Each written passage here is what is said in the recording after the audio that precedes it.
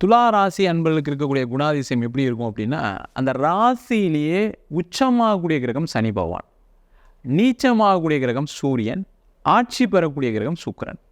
இவங்களுடைய சிந்தனைகள் எல்லாமே என்னென்னா, நம்மளுக்கு ஒரு ரெகுலரான ஒரு வருமானம் வேணும், நம்மளுக்கு ஒரு வீடு வாங்கணும், ஒரு இடம் வாங்கணும், அதே மாதிரி எதிர்காலம் நம்மளுக்கு எப்படி இருக்கும்னு தெரியாது, அதுக்கு தகுந்த மாதிரி நம்ம சில சேவிங்ஸ்லாம் வச்சுக்கணும்னு நினைப்பாங்க.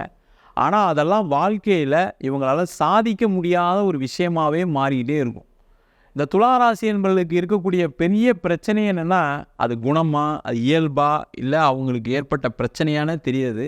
என்ன பிரச்சனை இருக்குன்னா, வாழ்க்கையில் எல்லாரும் நல்லா இருக்காங்க, எனக்கு மட்டும் புதுசு புதுசாக பிரச்சனைகள் வந்துக்கிட்டே இருக்குது. நிறைய துளாராசி என்பவர்களுக்கு என்னென்னா, கண்டிப்பாக திருமண வாழ்க்கையில் ஏதாவது ஒரு பிரச்சனைகள் வந்துக்கிட்டே இருக்கும்.